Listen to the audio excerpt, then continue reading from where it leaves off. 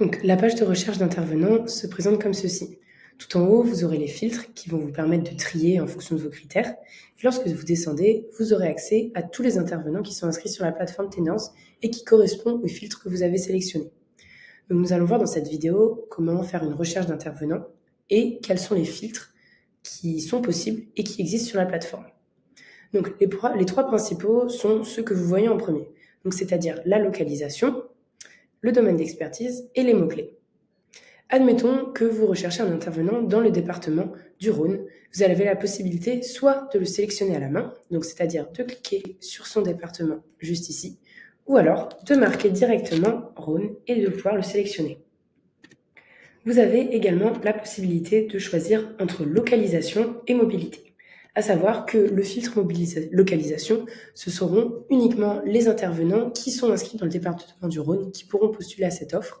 Et le filtre mobilité, ce sera les personnes qui sont mobiles dans ce département, mais qui n'habitent pas forcément dans le département du Rhône.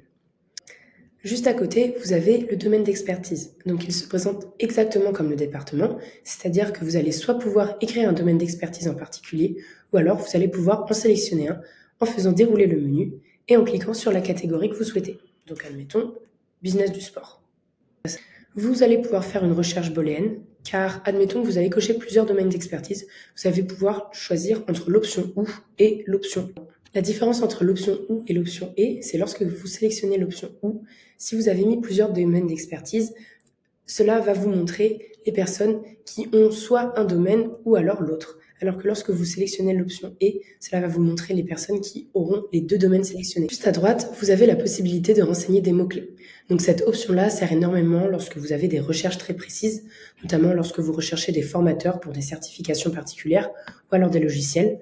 Nous vous invitons à taper le nom de ce logiciel ou de cette certification en mots-clés pour voir les profils qui s'affichent. Ensuite, lorsque vous cliquez sur le bouton « Plus de filtres », vous allez avoir la possibilité de filtrer encore plus votre recherche pour avoir un intervenant qui correspond encore plus à ce que vous recherchez. Donc, vous allez pouvoir filtrer par expérience d'enseignement. Donc, à savoir si l'intervenant a déjà eu des expériences d'enseignement, s'il a déjà travaillé dans le supérieur. Vous allez également pouvoir filtrer par type d'intervention.